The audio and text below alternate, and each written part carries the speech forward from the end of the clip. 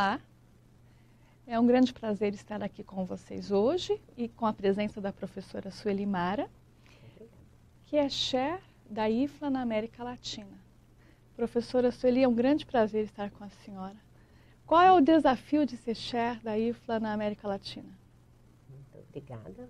Como vai, Cristiane? É um prazer também estar aqui, principalmente para discutir sobre as questões da IFLA, né, que é a Federação Internacional de Associações de Bibliotecas e Instituições, e que, para mim, tem tido uma atuação fantástica na nossa área, e eu gostaria de aproveitar essa oportunidade de tentar motivar todo mundo a participar dela de uma maneira mais intensa, né? Como chair, o que significa isso? Isso eu acho que é importante, né?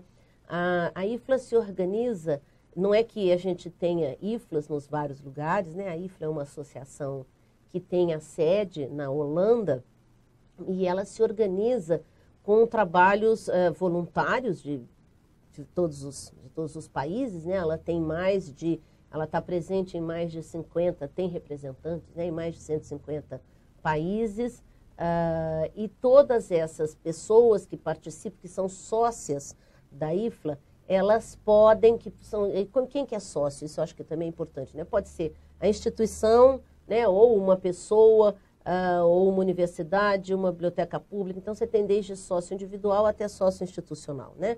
Bibliotecas públicas, universitárias, não importa. E a partir do momento que você se associa, você pode participar de grupos. Grupos que são organizados de uma maneira temática, né? Então, nós temos grupos nós temos 40, a gente chama de sessões, são 47 sessões dentro de todas as sessões se organizam em divisões, são 5 divisões e 47 sessões. Por quê? Para a gente ter aí uma estrutura de organização e de multiplicação do conhecimento, né?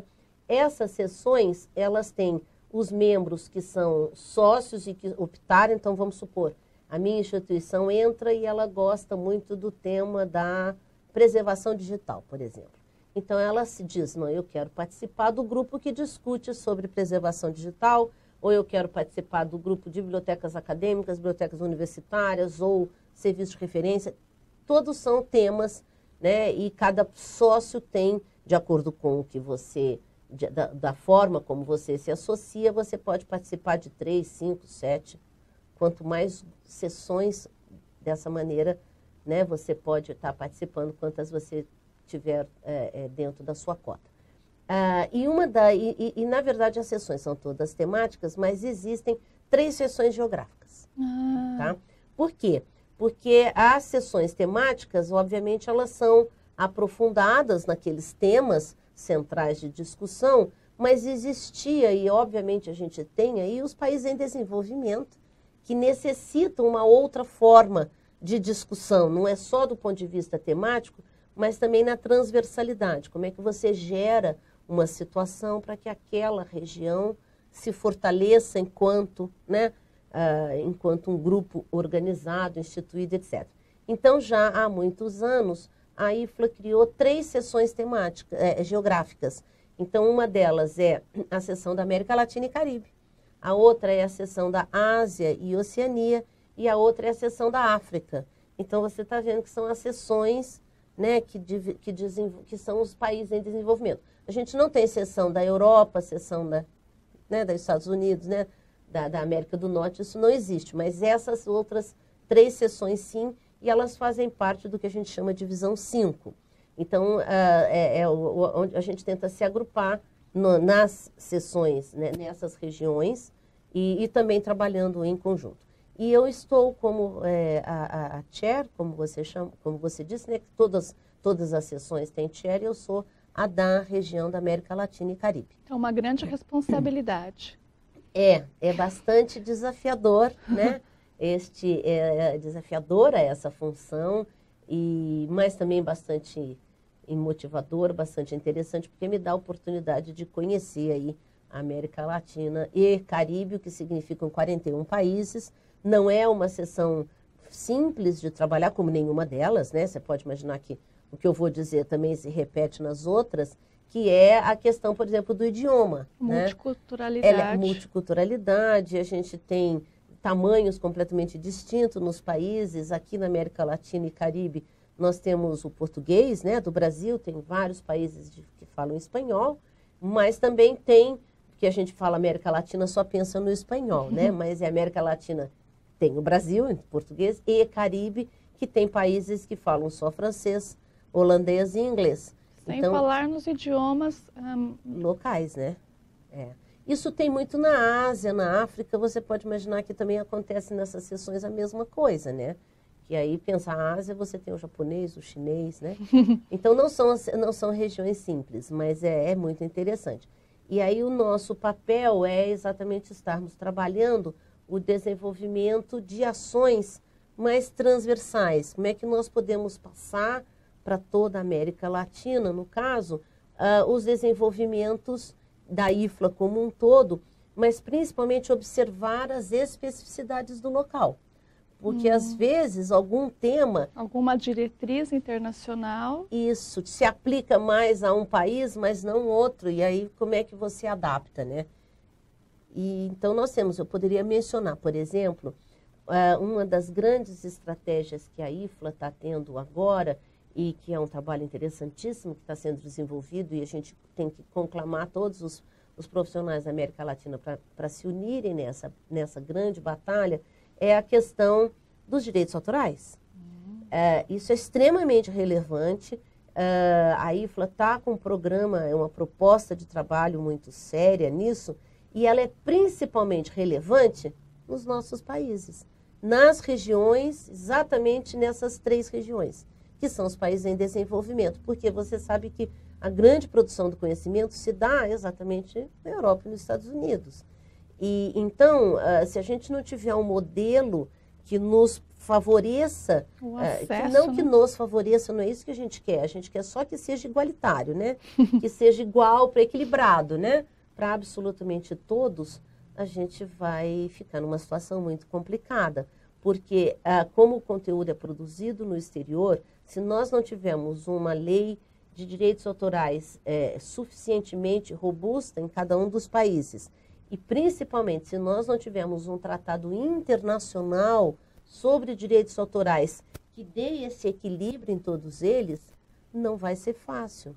Porque se nós tivermos que comprar conteúdos produzidos no exterior e utilizarmos os contratos que são vigentes no exterior, porque o editor trabalha daquela forma, não vai funcionar, porque nós não temos, entendeu? Entendi. Nós não temos a mesma distribuição, Então, esse é um problema que a IFLA está trabalhando muito e que é uma das coisas que a gente, enquanto América Latina, tem que fazer também.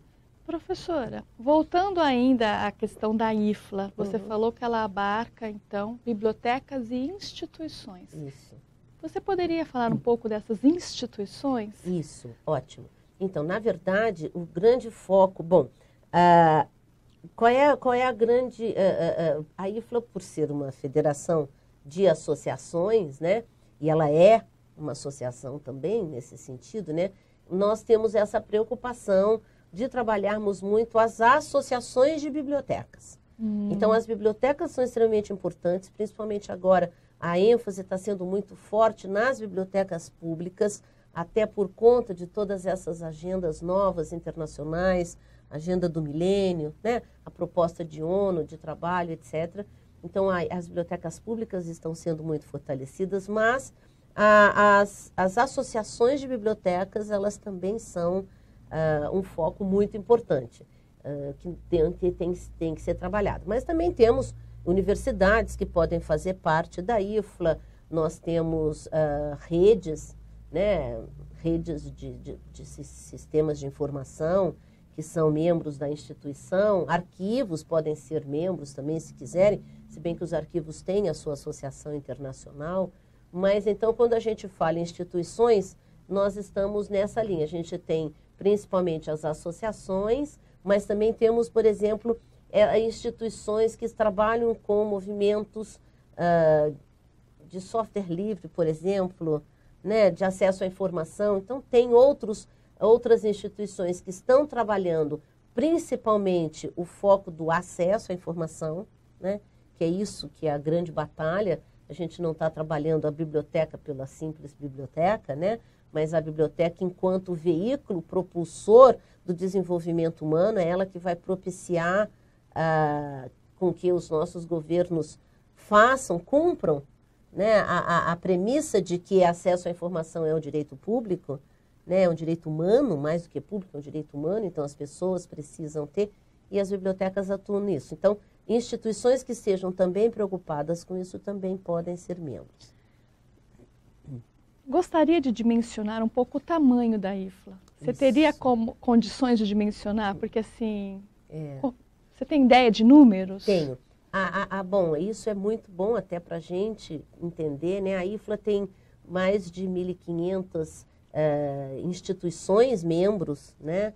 Em 150 países, como eu comentei, o que congrega aí um número muito grande de pessoas, porque cada instituição você pode ter, dependendo da sua forma de filiação, você pode ter de 5 até 20, 30 membros participando, então aí gera um número bastante grande, tanto que nos congressos a IFLA promove anualmente o Congresso Internacional, né, na área, todo mês de agosto, e este congresso eu nunca fui nenhum que tivesse menos de 4.000 pessoas participando, do mundo inteiro. Eu já participei de alguns, obviamente, quando nós tínhamos vacas mais gordas, né?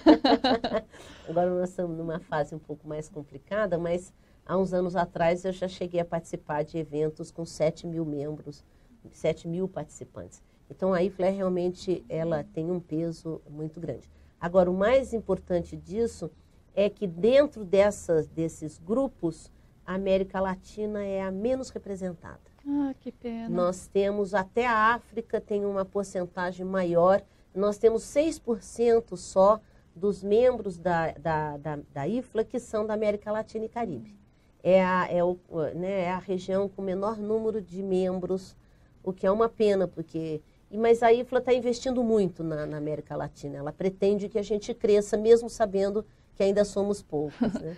Professor, e nesse processo de filiação à IFLA, se paga taxa para se filiar? Como que é esse processo? Isso sim, isso é um dos problemas, né? Que a gente acaba não participando muito por conta até financeira, o que é uma pena, porque a IFLA, na verdade, eu não sei, não vou te precisar valores, porque depende da forma de afiliação, porque quanto mais, por exemplo, uma grande instituição, ela pode se afiliar querendo colocar 30 pessoas, isso significa que a verba que ela vai dar é muito maior, né? E por consequente também ela também tem muito mais direito a votos, etc. Então tudo isso está relacionado.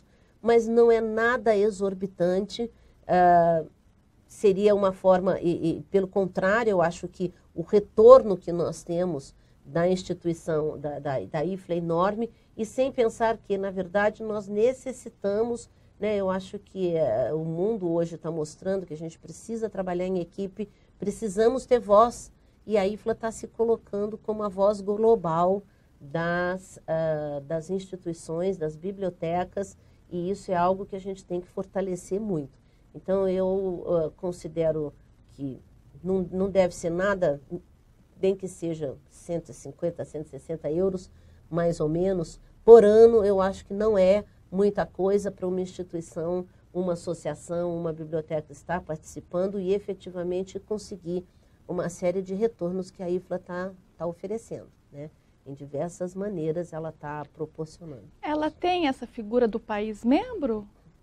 Então, isso não, ela trabalha diretamente com as associações, né, e com os indivíduos. Os indivíduos, Ela tem o trabalho das associações que são, por exemplo, federais, nacionais, vamos dizer assim. Isso sim. Por exemplo, no Brasil, nós temos a FEBAB, que é a Federação Brasileira de Associações de Bibliotecas, porque nós temos associações de bibliotecas em todos os estados, né? Inclusive tem dos professores de biblioteconomia, dos programas de pós-graduação.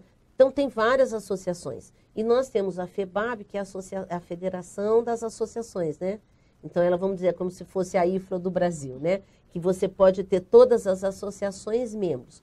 Então, se nós tivermos isso, A FEBAB, sendo membro, ela poderia ser membro de uma maneira, talvez acionando uma verba um pouco maior, em que todas as associações fossem partes, entendeu? Mas isso é uma coisa interessante, que é até uma proposta de motivar o movimento associativo local. E nós não temos muito isso. A gente sabe que mesmo a FEBAB, ela tem muitos poucos membros, as próprias associações às vezes não são membros, e isso dificulta muito o trabalho associativo, né? Porque ou a gente tem membros para poder efetivamente termos algum retorno financeiro e prosseguirmos atuarmos de alguma maneira, ou não, né? Então me impacta muito quando eu escuto as pessoas dizendo, mas as associações nos outros países funcionam. Sim, porque as pessoas participam, né? Porque as pessoas não só participam se associando, pagando anuidade, mas também como atuantes no processo. Isso eu acho que é fundamental, né? Posso pôr um pouquinho de pimenta? Pode, é para isso que nós estamos aqui.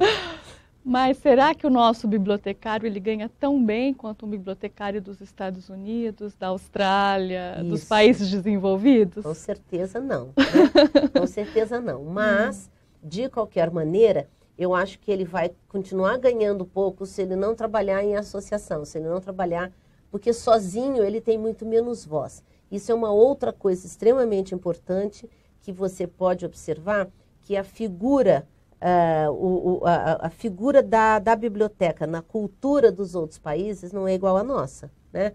Infelizmente no Brasil a gente não tem, na América Latina, a gente não tem a cultura de ensinar, de educar e de pensar a biblioteca como um espaço público, um espaço de desenvolvimento, de criação, né, para uma série de ações. E isso nós estamos mudando. Infelizmente, a gente já tem aqui na América Latina exemplos maravilhosos, tanto na Colômbia, com as bibliotecas Parque, acho que você deve conhecer, que gerou aí, inclusive, iniciativas no Brasil, né? Nós vimos, a gente tem aí, tivemos nos últimos anos o governo aí municipal, né, no município do Rio de Janeiro, desenvolvendo as bibliotecas Parque, maravilhosas, nas favelas, etc., que infelizmente eu acabo de ler que estão fechando, não sei se vai acontecer. Você vê como isso é um problema sério. E o que tem isso a ver com a IFLA, né? O que tem a ver com a sua pergunta?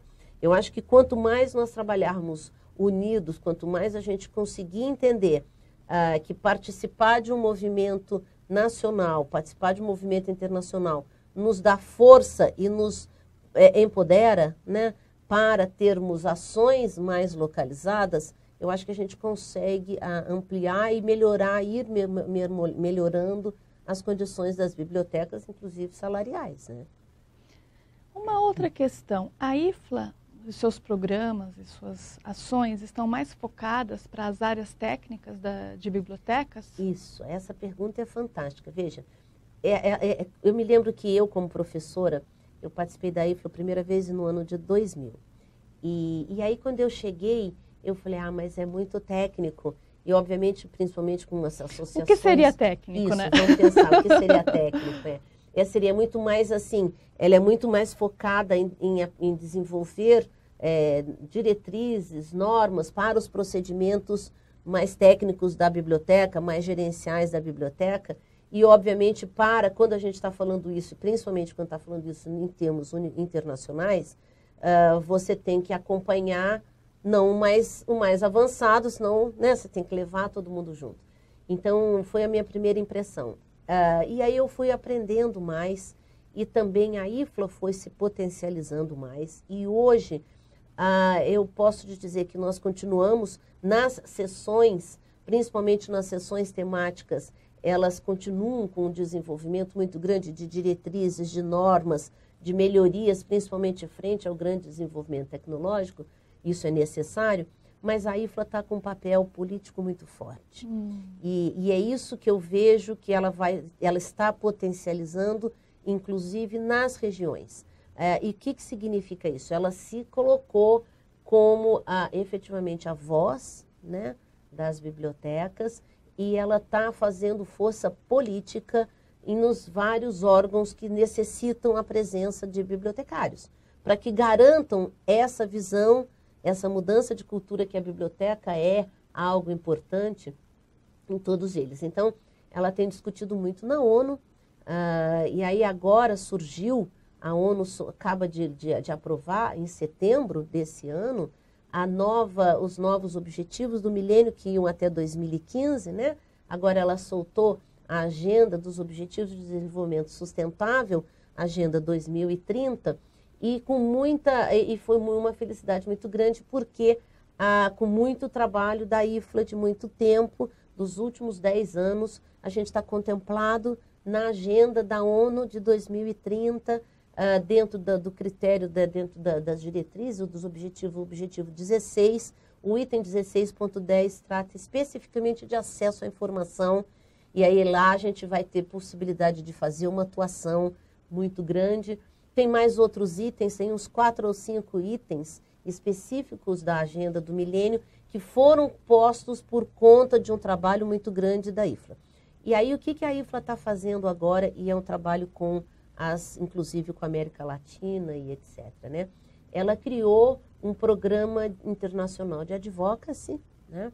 Que ela pretende exatamente dar condições para que a gente trabalhe nas regiões, desenvolvendo o perfil do bibliotecário, porque a gente sabe dessa dificuldade, não só financeira, e obviamente a financeira atrapalha inclusive o próprio desenvolvimento, né, maior aprimoramento dos bibliotecários. Então, de começar a trabalhar com os profissionais para que eles entendam como atuar, para que eles possam chegar nos governantes, nos seus administradores e mostrarem, olha, a biblioteca é um dos maiores instrumentos para você chegar e atingir, né, os objetivos do milênio, os objetivos do desenvolvimento sustentável.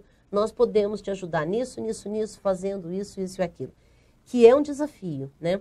E é uma coisa muito legal. Então, a IFLA criou esse programa, ela criou e está disponível no site a gente chama de toolkit, né? Umas ferramentas, uma caixa de ferramentas, isso, onde está em todos os idiomas, ainda não está em português, né? O português não é idioma básico, né? Não é uma língua oficial da IFLA, até porque nós somos poucos os representantes, mas tem em espanhol, e quem sabe com a ajuda de pessoas interessadas a gente possa traduzir, não tem problema nenhum se a gente traduzir para o português. Iniciativas nossas, a gente pode fazer, a IFLA disponibiliza depois no site. Ela tem essa caixa de ferramentas onde ela mostra o que pode ser feito, dá vários exemplos e de diversos países, como é que as bibliotecas estão atuando. Então, isso é um dos nossos desafios, né? Como você perguntou para a sessão. Professora, você falou do termo acesso à informação. Isso. Eu acho que existe muita confusão com esse termo. Quando você fala acesso à informação, a que informação você está se referindo e a que acesso você está se referindo? Então, é fundamental, ainda bem que você vai pegando, né? Isso é ótimo, Cristiane. Essa é a grande preocupação que a gente está tendo na IFLA, de definir o que é acesso à informação, porque, na verdade, o que a gente percebe é uma discussão, principalmente nos nossos países, de que bastou colocar a internet, né? Coloca lá uns computadores e a rede internet, você já disponibilizou acesso à informação. E não é isso, né? O acesso à informação tem um contexto. Você precisa trabalhar, inclusive, o potencial das pessoas para o uso com qualidade, como buscar informação, como encontrar, e também, principalmente agora, e por isso que tem o lado também dos direitos autorais bastante envolvidos, como é que nós vamos estar fazendo para efetivamente garantir com que as nossas bibliotecas vão ter, ou, na verdade não é as bibliotecas não, com que a nossa sociedade vá ter, em qualquer lugar, ela vai ter um espaço onde ela possa acessar conteúdo sem pagar. Porque o conteúdo eletrônico ele é muito diferente do conteúdo impresso. Durante a época impressa, nós comprávamos um conteúdo, um livro, uma revista, e aquilo era patrimônio das bibliotecas, elas podiam emprestar a quem elas quisessem, inclusive empréstimos entre bibliotecas. O conteúdo eletrônico, que a gente está aumentando cada vez mais, né? O conteúdo eletrônico, ele não é adquirido. Você compra o acesso, né? Você compra, você faz um contrato, enquanto você está pagando, você tem o acesso àquilo, e esse acesso é controlado pelas máquinas. Então, você não tem mais empréstimos entre bibliotecas, porque você controla o número IP da máquina, né? Então, se não tem como mandar para um outro lugar usar aquele material. Os conteúdos também, se a gente não tiver um contrato de aquisição dele muito bem feito, este material, eles controlam, você só pode ler capítulos, você só pode ler durante um período, você tem um controle, você tem que pagar por número de pessoas que vão estar lendo, quer dizer, tirou muito da liberdade. Aumentou a complexidade. Aumentou a complexidade, exatamente. Tirou muito da liberdade e mais do que isso, a partir do momento que este conteúdo não estiver mais sendo pago, ele não está mais disponível. Então, a gente não tem a preservação digital do conteúdo, das memórias, de tudo que está sendo feito, porque isso passa a ser uma responsabilidade não mais das bibliotecas, mas das editoras. Então, até que ponto comercialmente isso vai ser relevante para elas, não é? Então, esse é um problema sério que nós temos que discutir e que as bibliotecas têm que começar a trabalhar.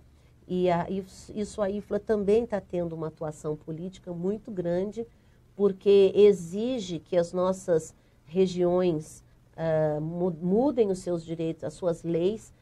Nós estamos no Brasil, a lei brasileira de direitos autorais é a 4ª mais restritiva do mundo. Ela nem menciona a palavra biblioteca, a gente não tem direito, na verdade, a fazer absolutamente nada, digitalizar para preservar material, né? Obras órfãs, obras não mais editadas. Então, tem aí, acessar a informação está ficando cada vez mais complexo nesse sentido, né? Então, isso precisa ser alterado, a lei brasileira precisa ser mudada, mas ainda tem o problema internacional, que precisamos ter um tratado internacional que pense, a gente chama de limitações e exceções. Isso é importante, a lei brasileira não tem isso. E todos os outros dos países em desenvolvimento têm. O que significa? Que você protege o direito autoral, mas você entende que biblioteca não é pessoa física e que ela tem uma função social relevante e ela precisa manter, né, e disponibilizar aquilo para todo mundo. Qualquer pessoa tem que ter direito a entrar e não precisar pagar para todos os conteúdos, né? E tem pelo menos em um lugar, né? Ela pode comprar se quiser, mas uma biblioteca tem que ter. E isso a gente não tem no Brasil. No Brasil não tem limitações e exceções na nossa lei. Então, está existindo uma discussão que a IFLA está mantendo e, felizmente, o nosso Ministério da Cultura está batalhando bastante com isso, que é criar junto à OMP. OMP é a Organização Mundial da Propriedade Intelectual, que discute o problema, né? Também faz parte da ONU, então tem representação de todos os países, e está essa discussão de criar um tratado internacional para limitações e exceções para as bibliotecas nos direitos autorais para apoiar isso tudo. Então, é por aí que nós estamos trabalhando. Professora, para finalizar, a senhora poderia convidar os bibliotecários e as instituições para se integrarem à IFLA? Então, como vocês estão vendo, a gente tem muita coisa a ser discutida, a ser desenvolvida. Nós gostaríamos, sim, muito da participação de todos. Nós temos listas de discussão, tanto da IFLA LAC quanto da IFLA. Nosso blog, e se vocês puderem, o da IFLA é bem fácil, é www.ifla.org/LAC. Então, se vocês quiserem conhecer as nossas informações, ou as informações da IFLA é sem o LAC, é www.ifla.org. E nós precisamos de todos os bibliotecários conosco. Muito obrigada, Cristiane. Foi um grande prazer. Agradecemos a atenção de vocês e até a próxima. Obrigada.